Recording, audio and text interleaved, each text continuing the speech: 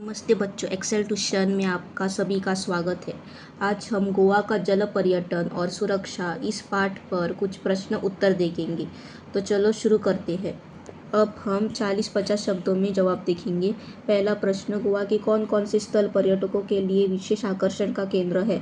जवाब, आज गोवा सारे विश्व में पर्यटकों के आकर्षण का प्रमुख केंद्र बन चुका है। एक और सह्याद्री पर्वतमाला तो दूसरी और अरब सागर के तट सैलानियों के स्वर्ग माने जाते हैं। सह्याद्री पर्वतमाला में सोसोगढ़, वाघेरी, मुरलीगढ़ जैसे जंगलों से युक्त शिखर उन्हें आमंत्रित करते हैं। अरब सागर के अंजुना, बागातोर, बागा, कलंगुट, मिरामार, कोलवा, पाळोले जैसे लुभावने विकसित तट और दूधसागर इत्यादि प्रपात पर्यटकों के लिए विशेष आकर्षण बन चुके हैं।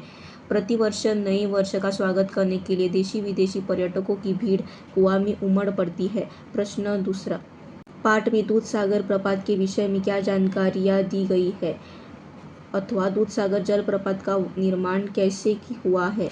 तो यह जवाब है, दक्षिण गोवा में सैलानियों का आकर्षण है दूधसागर प्रपात। रेल यात्रा के समय गोवा प्रदेश में प्रवेश करते ही चट्टानों से गिरते हुए दूधिया पानी के विहंगम दर्शन होते हैं। कर्नाटक के कैसल रॉक गांव के घने जंगलों से होती हुई काटला और पालना नदियाँ जब 300 मीटर ऊंची चट्टानों से नीचे गिरती है तो पानी दूध जैसा लगता है। इसी दूधिया जलप्रपात को दूधसागर जलप्रपात कहते हैं।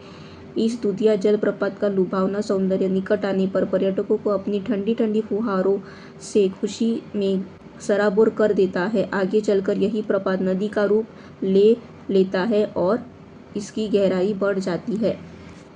प्रश्न तीसरा, जल क्रीड़ा के समय कौन कौन सी सावधानियां बरतनी चाहिए अथवा जल क्रीड़ा का उचित आनंद कैसे उठाया जा सकता है? जवाब, जल क्रीड़ा का उचित आनंद लेने के लिए कई सावधानियां बरतना बहुत आवश्यक है। सर्वप्रथम, मद्यपान करके प्रपात में जल क्रीड़ा नहीं करनी चाहिए। बिना तैरना जाने समुद्र की लहरों से खेलने नहीं जाना चाहिए। विशेषकर युवा वर्ग को सामूहिक मानसिकता से बचना चाहिए। पर्यटन मंत्रालय ने जो मर्यादाएं और नियम निश्चित किए हैं उनका पालन करना परम आवश्यक है। इन सावधानियों को बरतकर पर्यटक जल क्रीड़ा का भरपूर आनंद भी उठा सकते हैं और अपनी यात्रा सुखद बना सकते हैं। चौथा प्रश्न, जल क्रीड़ा का आनंद लेते समय दुर्घटनाएं क्यों होती है अथवा नियमों का पालन न करने से क्या हानि होती है? जवाब, प्रतिवर्ष गोवा में जल क्रीड़ा के समय होने वाली दुर्घटनाएं बढ़ती जा रही है। इसका प्रमुख कारण यह है कि जल क्रीड़ा के समय पर्यटक न तो सावधानियां बरतते हैं और न ही नियमों का पालन करते हैं।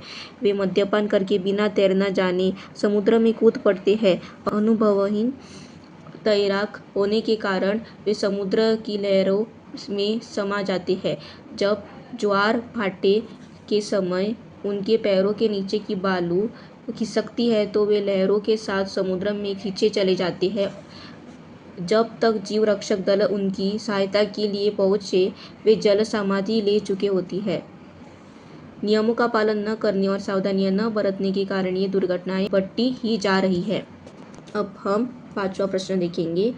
गोवा के जल पर्यटन को सुरक्षित बनाने के लिए हमारा क्या उत्तरदायित्व है अथवा गोवा आने वाले पर्यटकों की यात्रा सुखद कैसे बन सकती है?